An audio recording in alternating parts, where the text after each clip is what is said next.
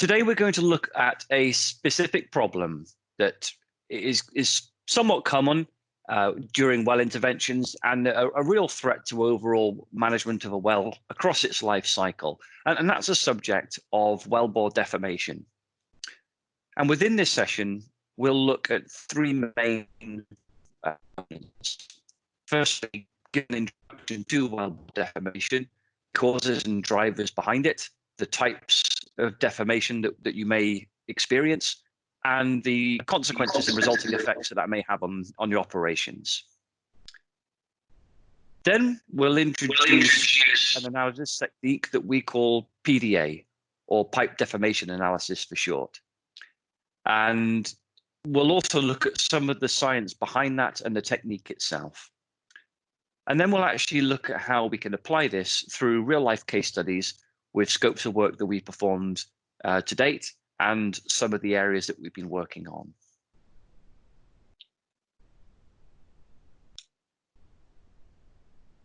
So just to move through, for those that are interested, we originally presented this topic at one of the SPE workshops. In this case, it was actually presented in the Asia Pacific region in Kuala Lumpur back in September of 2019.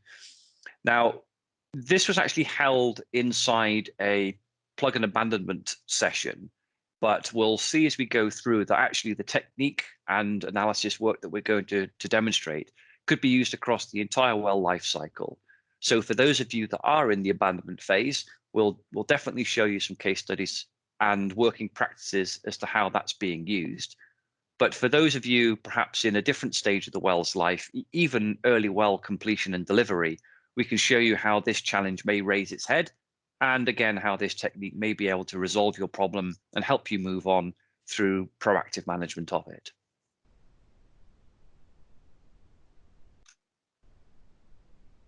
So just to kick off, let's take a look at the overall pipe deformation challenge and the issue that this causes us. The main thing that we have to deal with deformation is the fact that it's unseen at surface.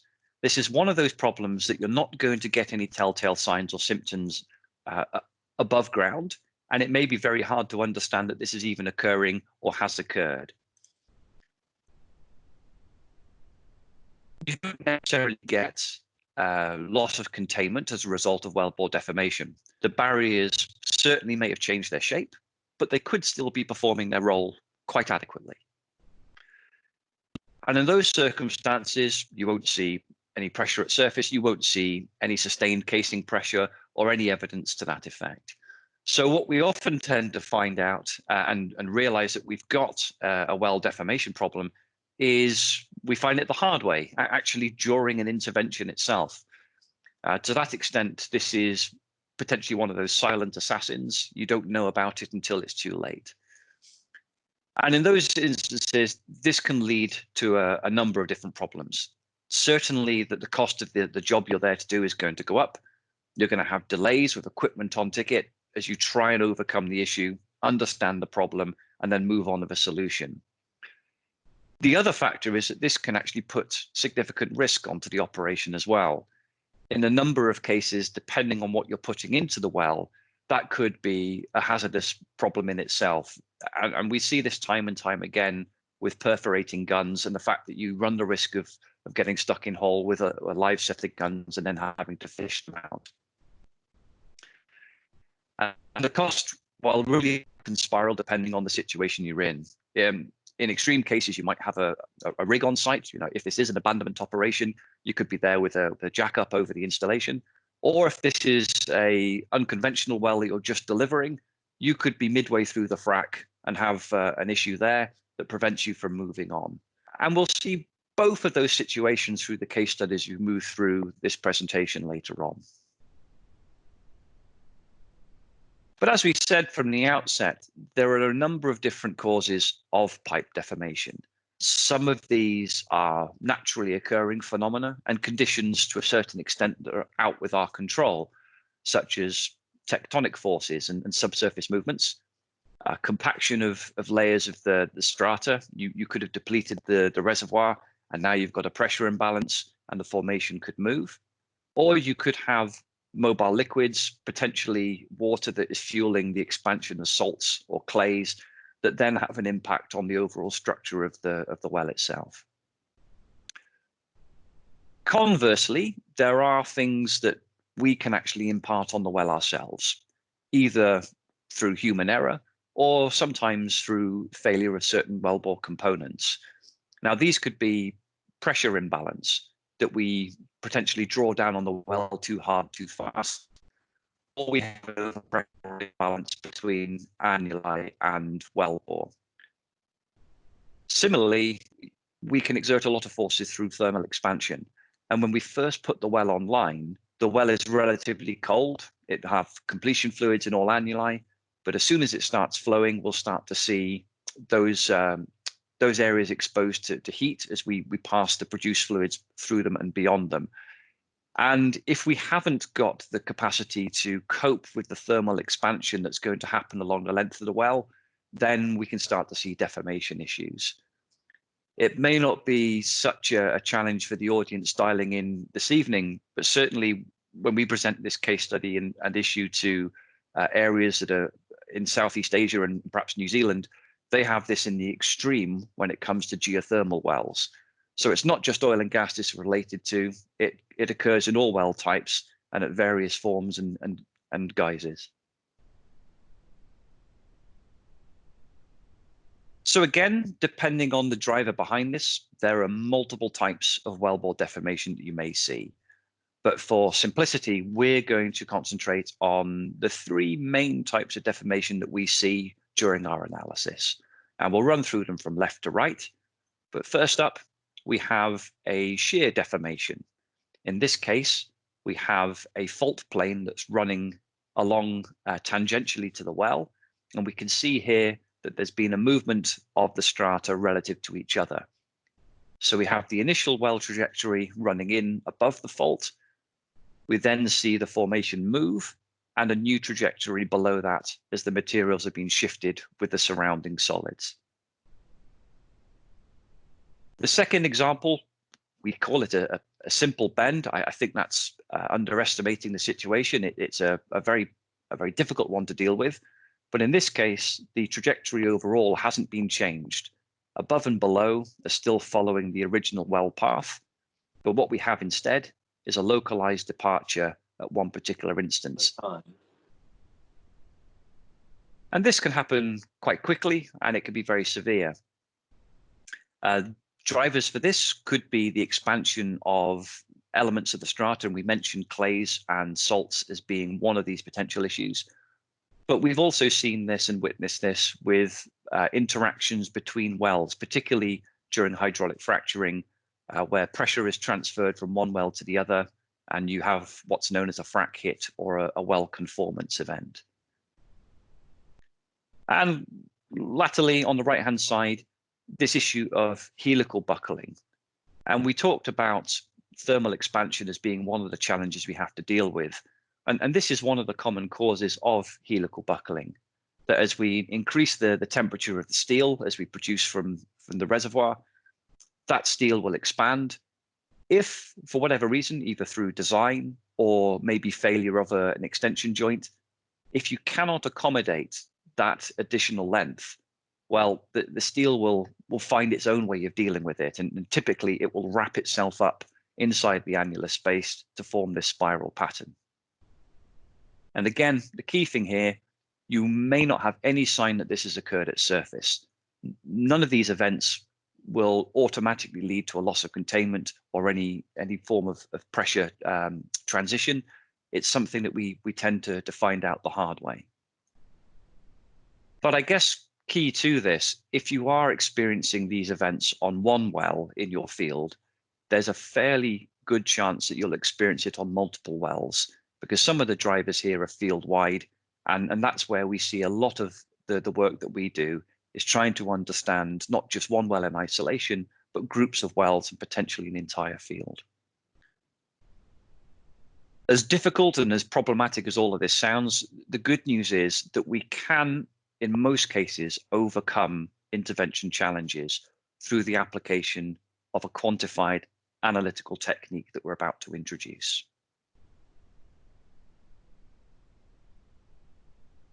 So how do we do that? Well, the nice thing about this is we're actually using a tried and tested technique. The fundamental input to this process is a multi-finger caliper survey. And what we can do is by analyzing the response from the tool and with knowledge of the way that tool string is being configured, we can look at the eccentricity of the tool as it passes through a bend or localized deviation in the well. And as you can see on this trace here, we've plotted the change in eccentricity, so how far the tool has moved from the center line of the pipe as we navigate around the bend.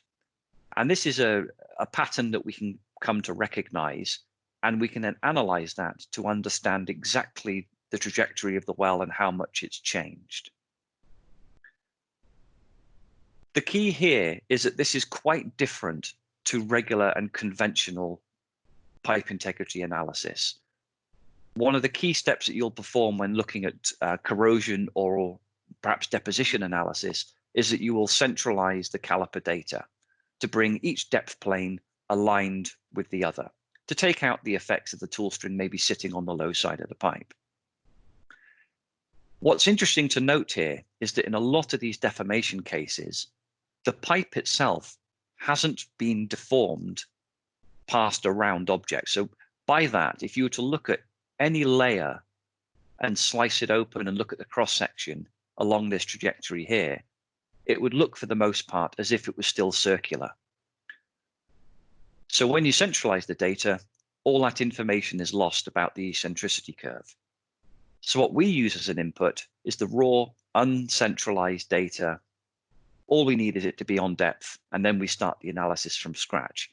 And that way, we don't overlook this key information that's stored within the data itself.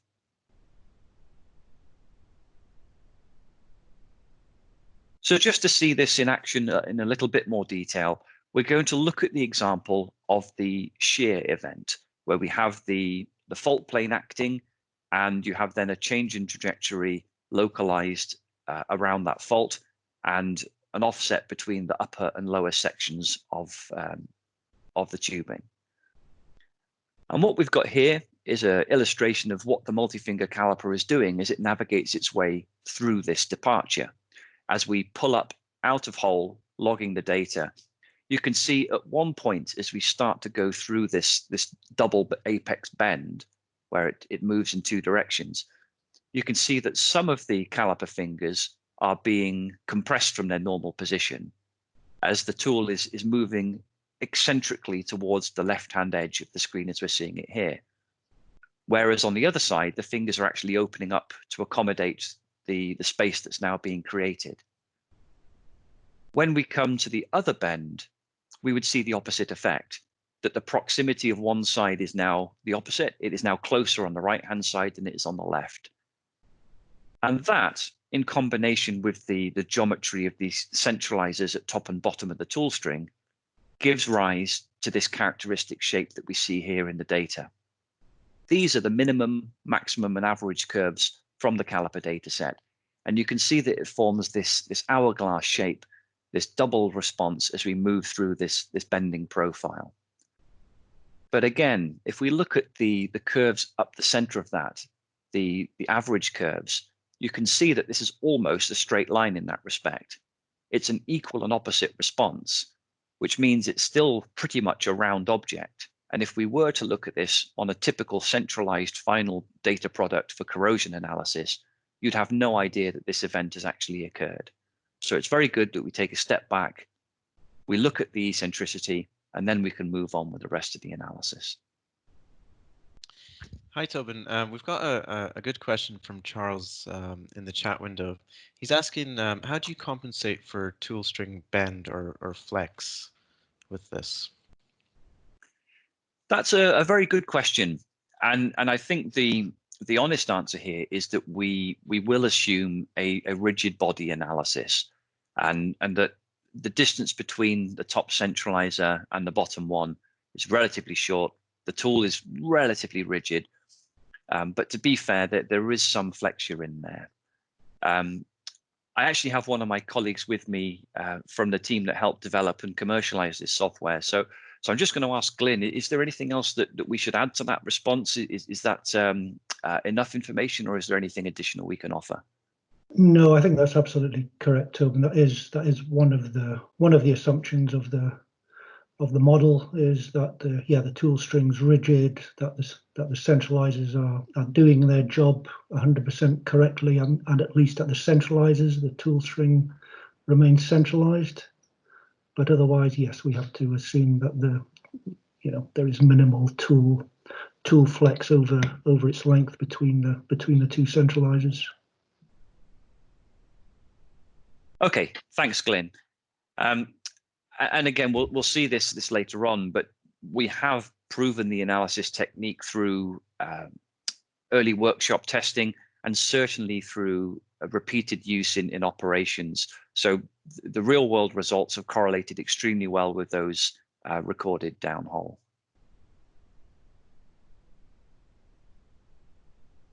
So just to continue and complete the picture on this this page, then finally we've got a three-dimensional representation of all of this on the right-hand side, as we'd seen earlier on.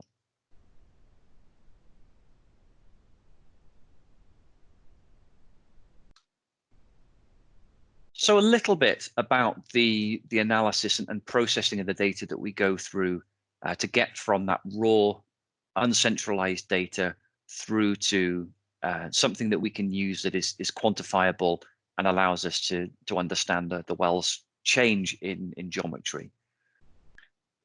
This is a multiple step process. We've broken it down into the four main ones, and we're presenting it as a two-dimensional problem. In reality, this is a problem we solve in 3 dimensions. So again, it is quite an involved and complex task. But first of all, we start with that eccentricity value from the caliper itself as it navigates its way around that S-shaped bend, and we see this profile here. We then perform a deconvolution process to actually back out the effects of the tool string geometry. So by that I mean, what is the actual configuration of the centralizers above and below the measure point, and essentially reducing the effect of them being unequal or offset. And from that, we then get a pure delta response to change in angle at the measure point. We can then integrate that, in fact, we do it twice, to then get the key bit at the end, which is a new pipe centerline calculation, or at least a measure of how far we've moved and in what direction according to the eccentricity vector. So with that, we're now able to look at the direction and magnitude of the change of the well bore overall.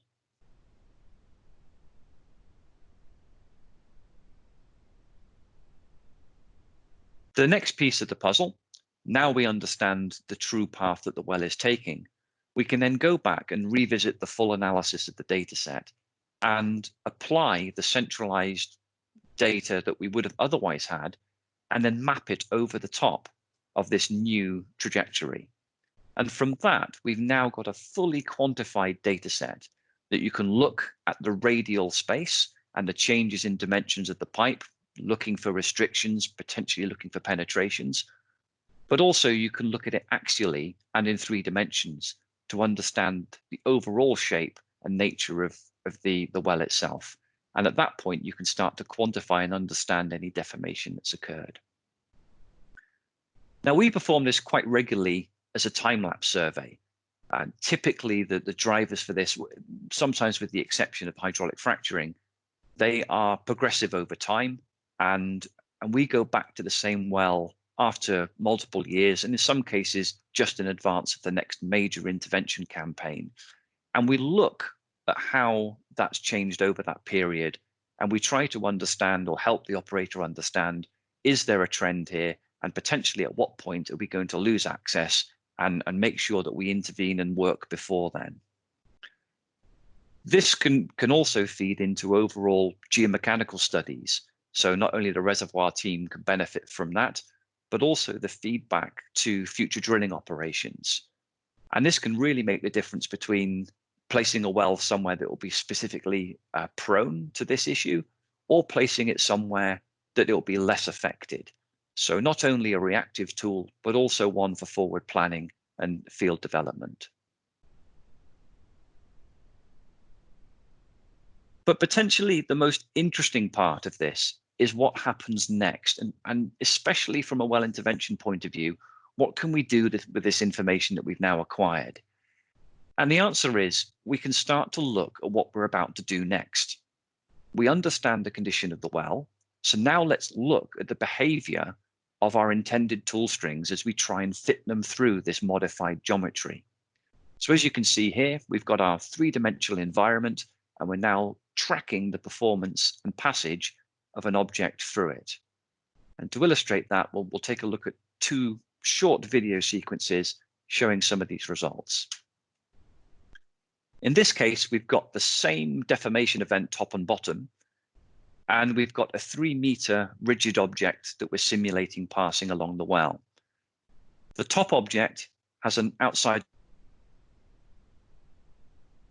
diameter is millimeters, so only a fraction difference between them. And what we'll find from the simulation is that the 60-millimeter body will fit through the restriction without any issue, whereas the model has thrown up that the 65-millimeter diameter has a high likelihood of becoming stuck, or it is shown that it will not pass through the restriction with the geometry that's there. So what we'll do is we'll take a number of these different analyses. We'll take a rigid body, circumferentially uniform, and we'll model various lengths and various diameters to draw up a chart of results. And we'll see one of those outputs at the end of this little demonstration. But that's fine. It's for a relatively simple scenario of a cylindrical uniform object. But we can take that value proposition even further and actually look at the custom design of the BHA that you're about to run. Again, we are restricted to cylindrical objects, so nothing with major protruding parts, let's say. But we can take the overall design, whether it's a plug, a gun assembly, it could even be modeling whether a tractor and the payload that you're about to deploy will fit through as a whole. And we can model that object's passage along this trajectory. And at the end of it, we'll get a pass-fail indication depending on the results that we see.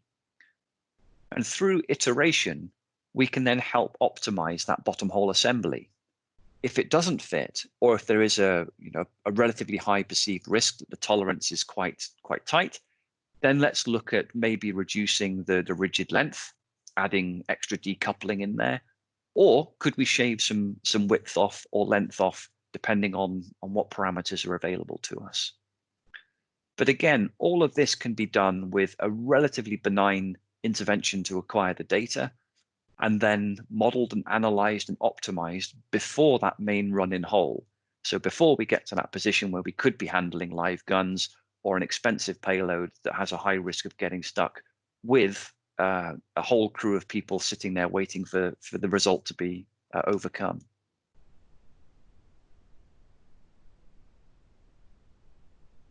The next layer of value that we can add on top of that, and this one again speaks a lot about what we can do with the well beyond the initial intervention.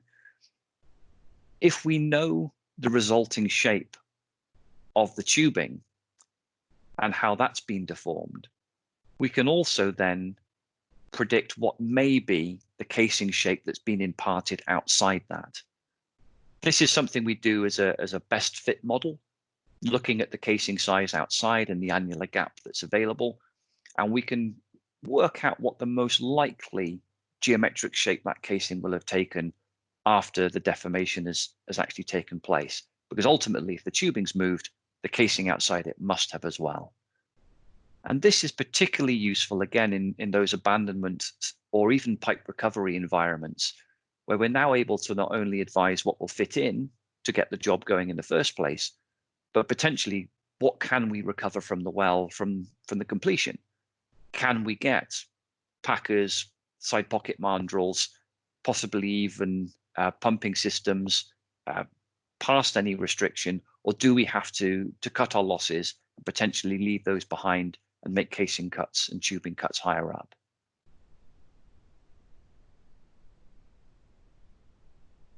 So as we said, there are a number of things we can deliver as an output for this service.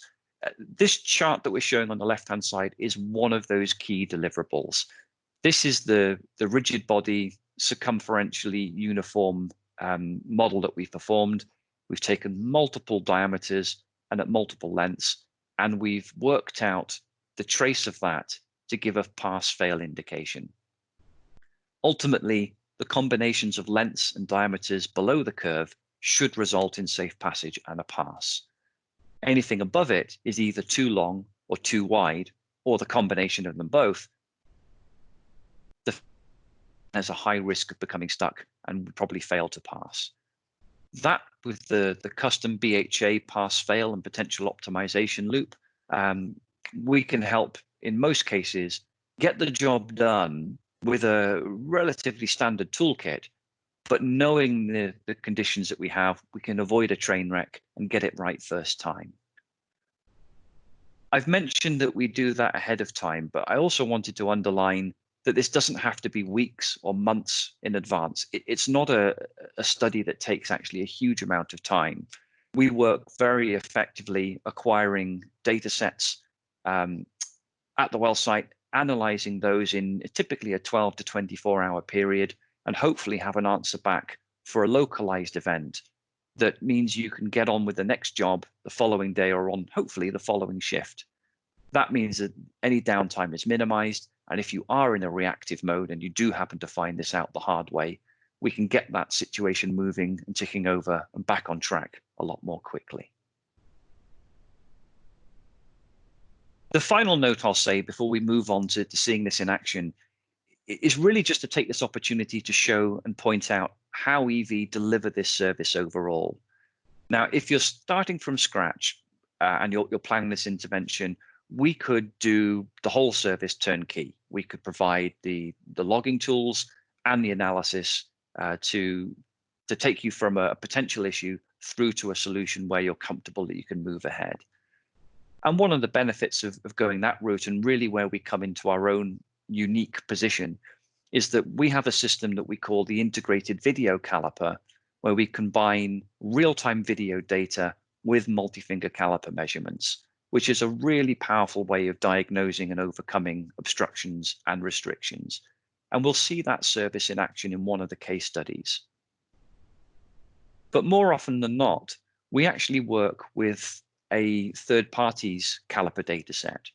So as an operator, you probably have a preferred or contracted wireline provider or cased hole log provider, and we will work with them hand in hand to help optimize the way they run the survey and take their data, analyze it as a consultancy service, and then present the results in exactly the same way as we've shown here.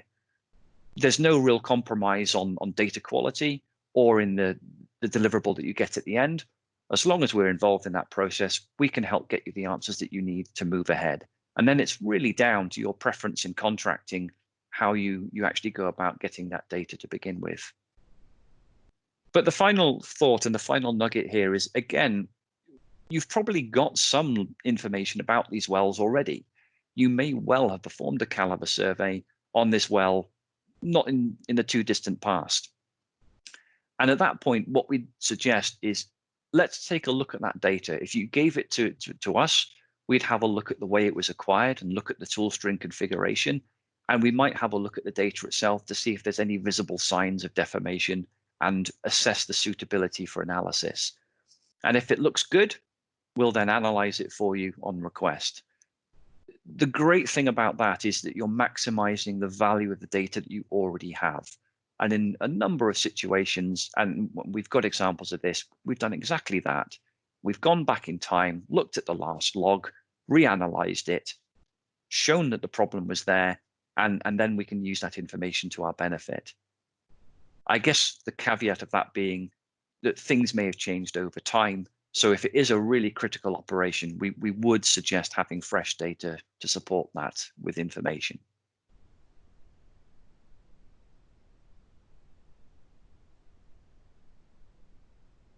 Okay, well, we're now getting to the interesting bit, to seeing how this is used in anger and in action. And what I wanted to show here is actually a segment of a presentation that ConocoPhillips Norway, presented at a plug and abandonment conference hosted by Norsk Olje og Gass AS, and that was in 2018. So I've put the little website address on here. If you dig down into this, you can actually find this original slide deck and the supporting information that goes with it.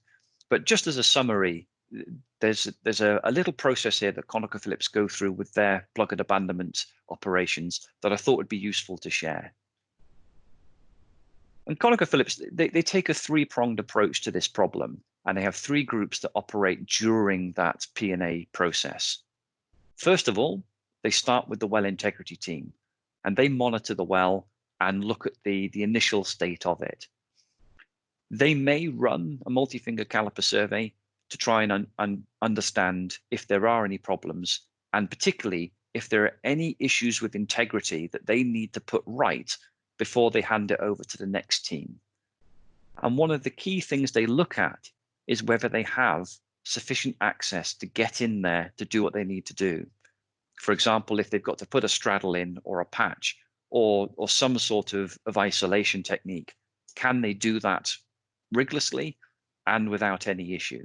If they can't, then this escalates up and they defer it to the next team. If they can, they'll deal with it immediately and hand it on to the intervention group. That intervention group will take the same pipe deformation study and then look at the results in a slightly different way. Here, the group are trying to do what they call plug and lubricate, ultimately install semi-permanent barriers and displace all annuli to kill fluids. Ultimately, they're suspending the well, ready for the rig to come in and start to do the heavy lifting and cutting that's required. And ultimately, they need to know, can we get there? Can we put the plug assemblies in that we want to choose? Are there any restrictions that will potentially prevent us from doing so? And if there are, okay, what technologies could we employ to get past that? Are there high expansion brig plugs that will still fit, or have we got to look at an inflatable or something similar? Likewise, what are the punching assemblies that we're going to use? Do we have to go of a certain route, or can we use our standard? Then we get on to the final execution of the operation with the P&A team with the rig on site. And they start to look at this from the end goal about establishing the permanent barriers. Can they place those in the places that they want to ideally have them? And likewise, can they recover the tubing and completions and even some of the casing that's left behind? Are there any restrictions there they need to know about? And if so, can we alter strategy in advance to minimize the time to get this well put to bed and minimize the rig time and costs associated?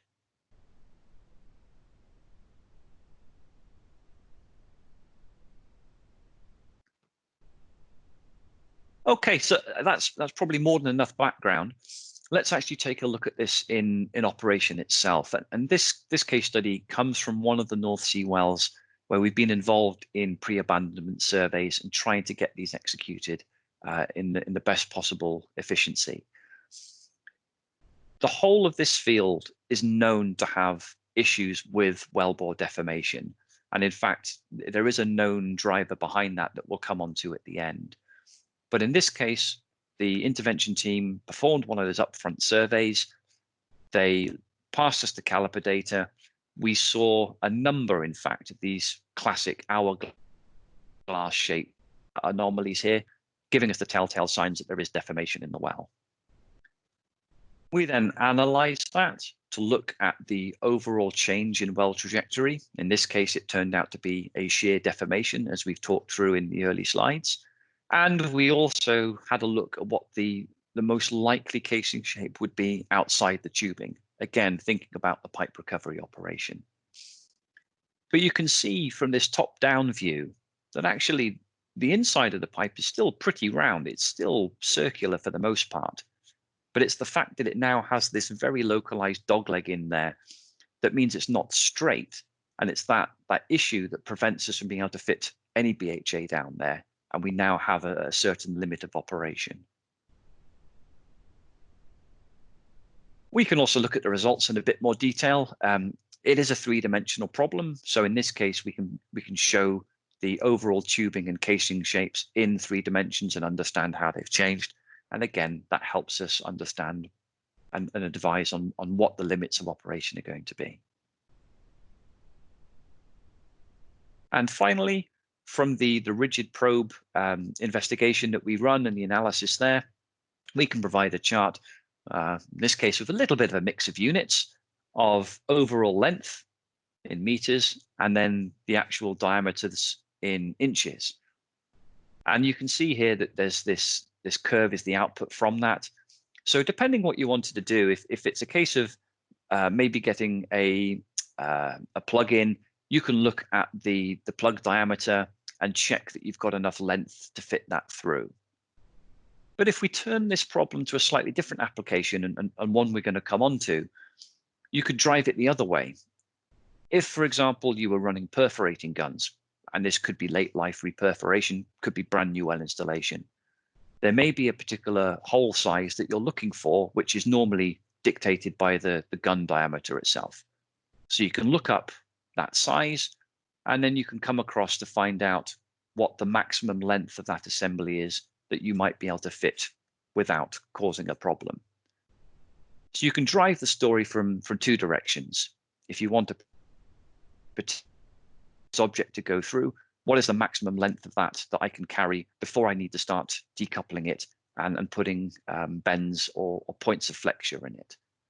On the other hand, you might say, no, I want to do the minimum number of trips. So this is the maximum rig up height I've got.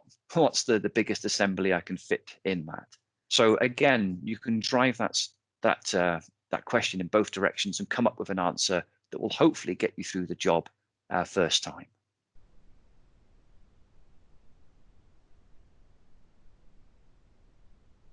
So let's take a look at our second case study. And I'm just going to come off the laser pointer here because I know I'm going to have to pause the video at some point. And just before we start, I will say that the video will be compromised in its quality because of the way we're streaming today. But if you want to see this in its usual detail, this is one of the case studies that we've posted on our website. So if you go to evcam.com and click on the case studies button, you'll find this video in here. It's got a nice voiceover, a much better voice than mine, I'll add. So it talks you through the scenario and the outcome in a lot of detail. But in this instance, we're going to look at a totally different end of the spectrum in the well. This is a brand new well. It hasn't even been finished yet. We're actually working through the final completions of this hydraulically fractured well in the US. So the situation is it's been drilled. The initial stages have been performed with plug and perf hydraulic fracturing. But on the 4th stage, suddenly an anomaly occurs and the plug and perforating assembly gets stuck whilst running in hole. It's a pump down operation on wireline. The first 3 stages have gone without a hiccup, but on the 4th one, the assembly becomes stuck. So again, live guns in hole, frac fleet at surface, on the clock, no production to date, but maximum amount of spend so far on the well. So a really tough situation. Now, there's a couple of potential issues that could have occurred here. The depth that we're about to investigate just happens to be around the liner hanger section. And you know, that's not uncommon that you've got a change in the completion itself, and the stresses may be different above and below that point. So it could be a mechanical failure of the liner hanger, or this could be something else like a wellbore deformation event, given that we're pumping high pressures through it. So as a result of that, we talked with the operator and we recommended the use of a combined video and multi-finger caliper survey. And here we have a downward viewing and rotating side view camera system run in combination in real time with the multi-finger caliper tool.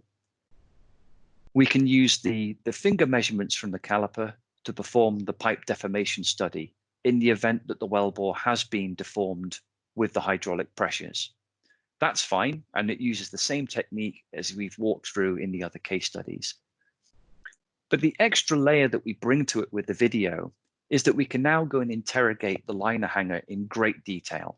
So for instance, if one of the component parts has failed and is now protruding into the well, we can understand that and hopefully help recover it without any extra delay.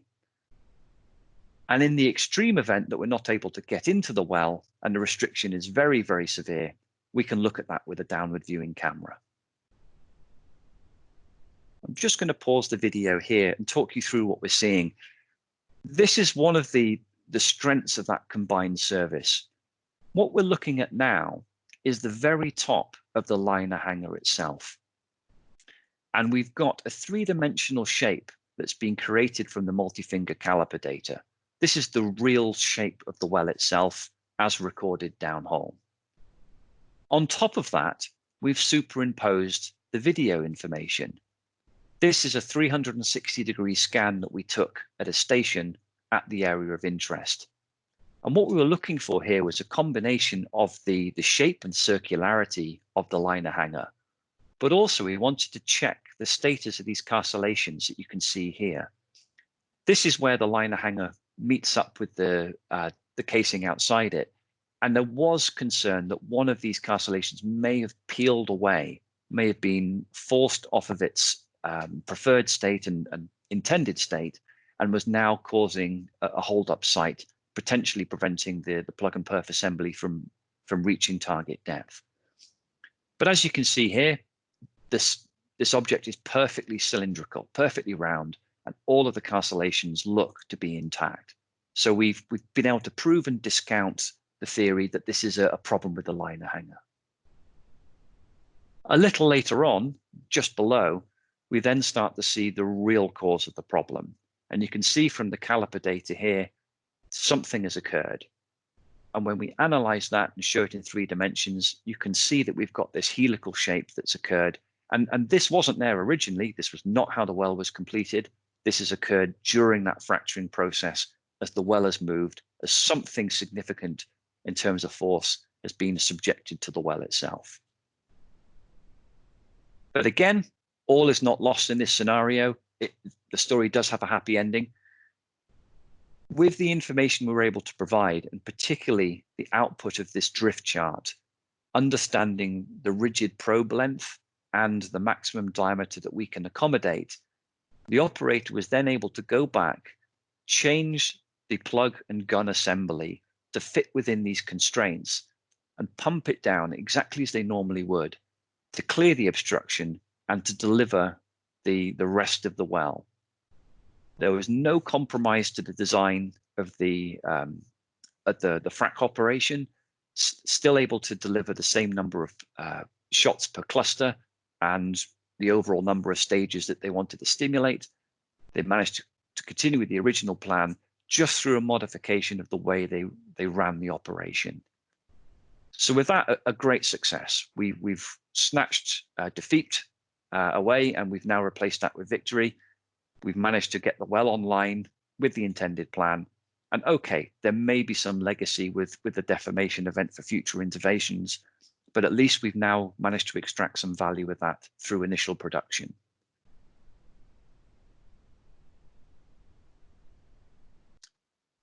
So really, just before we wrap up and open up the floor to some Q&A here and hopefully a good bit of discussion, I just wanted to stress again that you can use this technique across the life of the well.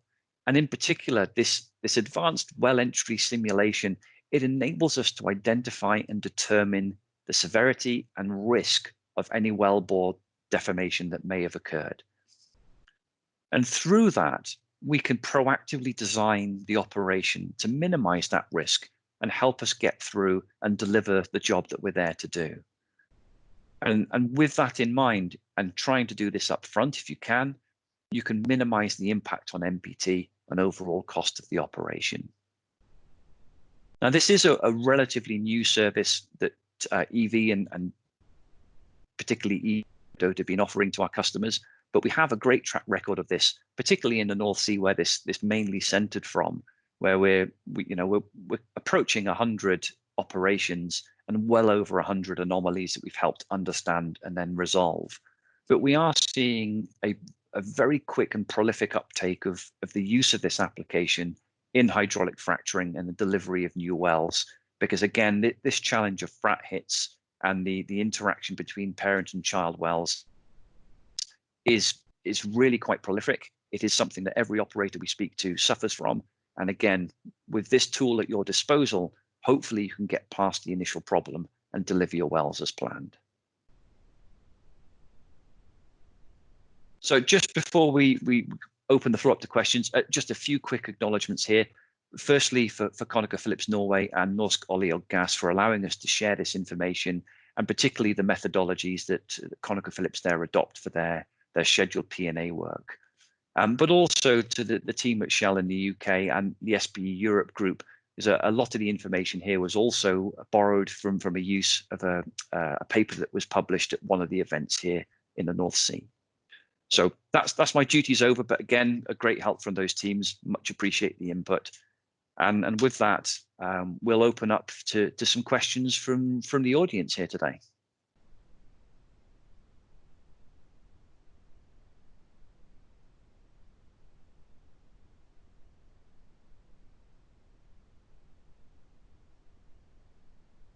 Now, stunned silence usually means one of three things. My biggest fear is that my technology has crashed and I'm talking to myself. So hopefully that's not the case. It may well be that you're all digesting that and you're thinking about maybe a question to ask. And really, we're here today to help answer them. So if you do want to ask, don't be shy. You can either use your mic and open up to discuss it, or pop a note in on the chat channel. I doubt that I've answered every possible question under the sun, so I'm sure there will be some questions there. And Mike, actually, I'll just ask you to check. Have any been posted on the chat channel that we can take as starting points? No, it was just the one question from Charles there earlier. So nothing on the chat window right now.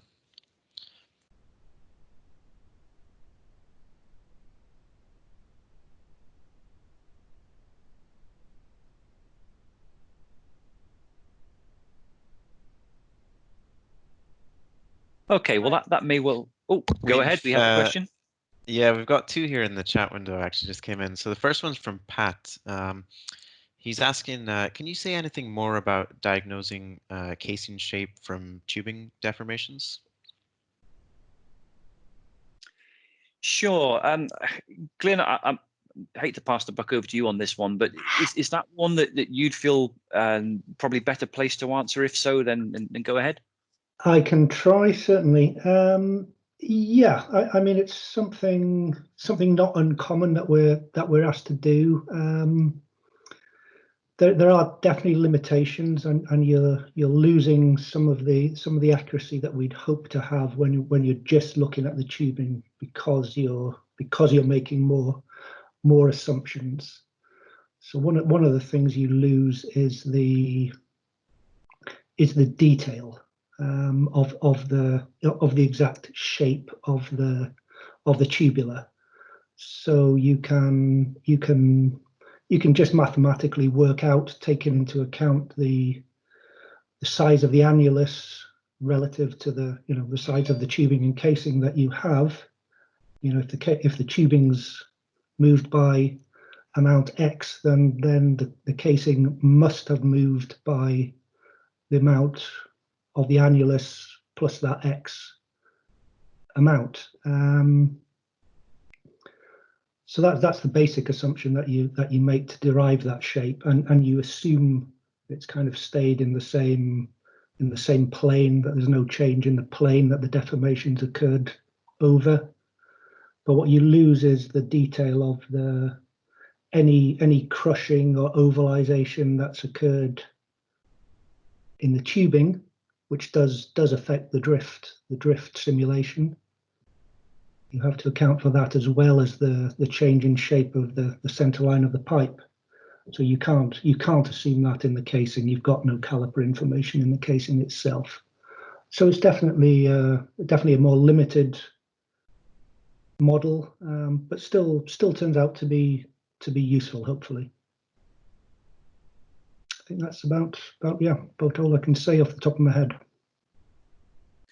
No, thanks, Glyn. And I think as well, we have seen examples where the operator has removed the tubing, having looked at the casing prediction that we've made, and then gone back and calipered that casing shape just to check that there isn't anything particularly nasty there over and above our initial prediction.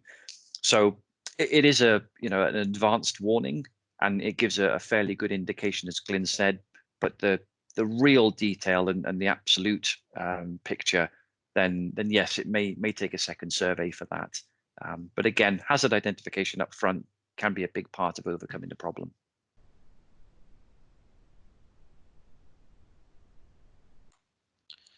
Okay, and we've got another question here from Bob. He's asking, have you considered putting an inclination sensor in your tool string? Bob, yes, great question. And there is a 3-axis accelerometer in both the camera and in the multi-finger caliper that we use. And most cases, that's true for all multi-finger calipers. So we can get some idea of the change in angle and direction that we may be heading in. But I think there may be a layer on top of this, and certainly from my past, something I've been involved with is you could actually run this survey potentially in combination with a memory gyro, caliper gyro combination, or possibly even memory video caliper gyro combination. And that then gives you the ability to resolve the direction that this deformation may have occurred in true north vectors. And certainly I've worked on complex projects for operators in high temperature, high pressure gas condensate fields, where that information was invaluable to the geomechanics team. So yes, lots of extra things we can put on top and use for that.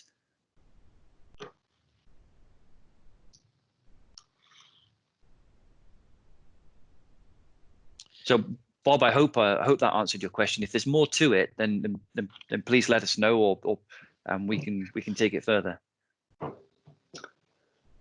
Tobben, I see another question as well from Isaac on when we're modelling a BHA, whether we're still using a rigid body assumption, or are you incorporating a stiffness into the, can't see the last word there, into the equation? I can probably answer that one without referring back to you there, Tobben.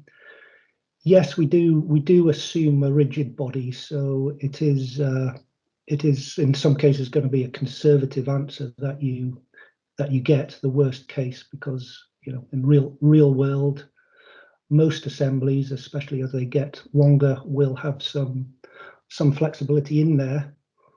We actually can incorporate flexibility of the BHA that we're trying to model into our equations. However, that comes with a caveat as to that most people can't really tell you how flexible their BHA is going to be. So that's a very hard thing to quantify, how flexible is a specific BHA. Obviously it's not a parameter that people measure or probably worry about very often. But if they were able to do it, even a simple estimation of how flexible the BHA is can be accounted for to a certain extent in the model, but reality is most of the time we don't have that information to work with. So the kind of worst case stiff assembly is usually the answer that we're able to provide.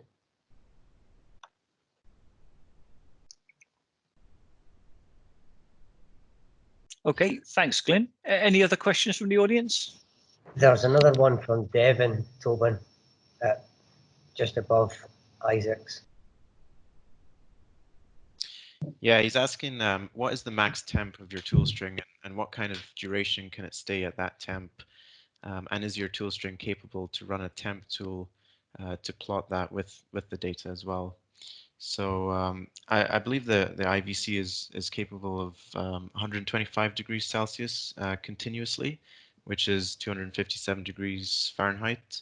But it can go up to 150 degrees Celsius for up to 6 hours, which is 302 Fahrenheit. Anything else to add there, Tobben? Yeah, just about the question of combining a temperature survey with that. Yes, it is something that we commonly do. We have a combined temperature pressure CCL sub that we very often run as part of this. Again, if you're in hole, getting any extra information is usually valuable. But in our case, looking at the approaching temperature limits is one factor. But also, if there are concerns about the overall deformation and severity, the temperature profile can also give some clues as to whether there may be a leak associated with this as well, which is usually uncommon. But those sensors we will run quite typically. Another one that we can add, and this is useful more for restrictions caused with scaling, is you could also put a gamma ray in there as well. And we quite often find a correlation between deposition and increases in gamma ray with naturally occurring radioactive materials. So yeah, we're a relatively flexible system, and again, we'll try and tailor that to whatever requirements the operator may have.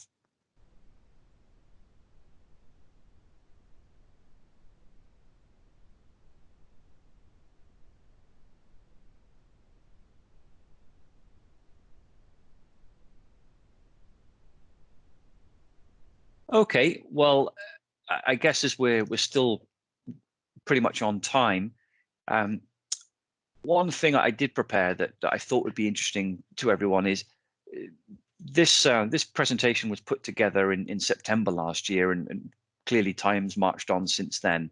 So I thought it would be useful to show some of the evolution and next steps we've made with the supporting technologies for this technique. And we looked in the last case study at the combination of video and multi-finger caliper. Well, what I'd like to share is the latest innovation that we have in video camera technology. And this is a technology that we call OPTIS Infinity. It still has a downward viewing camera system that you can see on the bottom here. The difference is, firstly, we can choose to detach this if we want to. But secondly, and more importantly, rather than having a single sideways viewing camera that's oriented with a motor assembly, we've now placed 4 perpendicularly aligned cameras at the same depth plane to capture a full 360-degree field of view. They actually have an overlapping field of view so that we definitely get the entire 360 view of the well.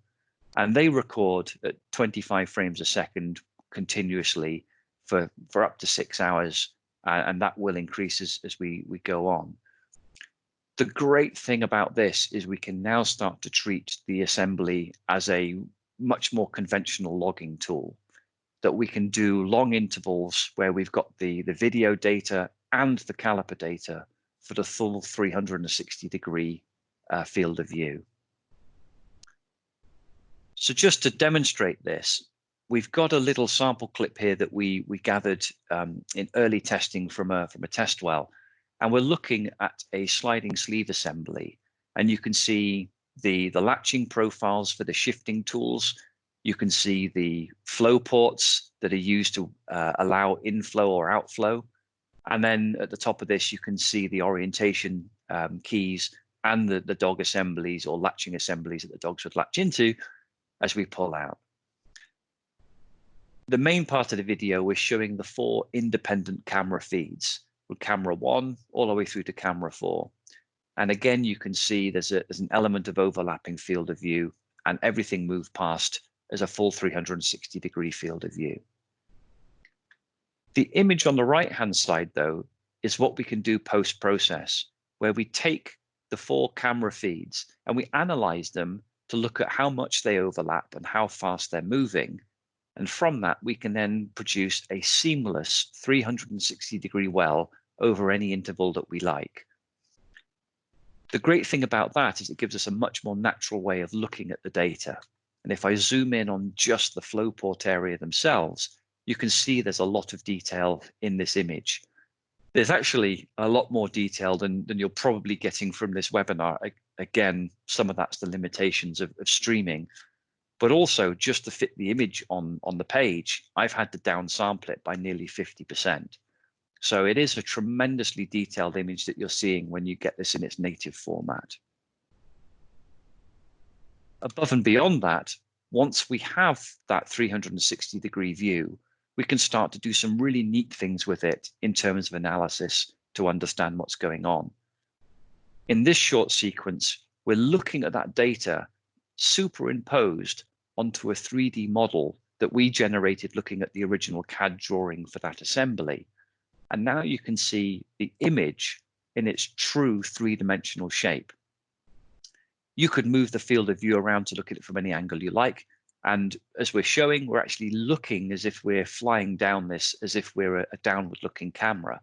But actually, all of the data was acquired looking sideways and has then been mapped onto the object of interest. Take that one step further for the integration with multi-finger caliper, and we're actually able to use that data in conjunction with the log. So on the left-hand side, we've got this 360-degree on-depth image that as we move up it, we're moving at the same distance as we are on the caliper data, which is shown alongside it here. And you can see the changes in diameter and radius measured from the multi-finger caliper, but you get that full 360-degree, very detailed view from the images. So the gaps in between the fingers, we're now able to understand what's happening there, and we can see the true condition and nature of the well. The right-hand side is taking that into a 3D environment. Again, as we did in the case study earlier on, we've created a shape using the multi-finger caliper data, and we superimposed on top of that the image recorded from the camera. And we can look at that from any angle we like, from any point of view. We can slice it open and look at it from the inside looking outwards. And again, this gives us a really comprehensive viewing and analysis tool to interrogate what's happened in the well and gain some understanding from it. And whilst we've shown this as an application for restrictions and wellbore deformation, we can actually use this same combination of sensors for a multitude of different applications, including the restriction challenge that we've been talking about today.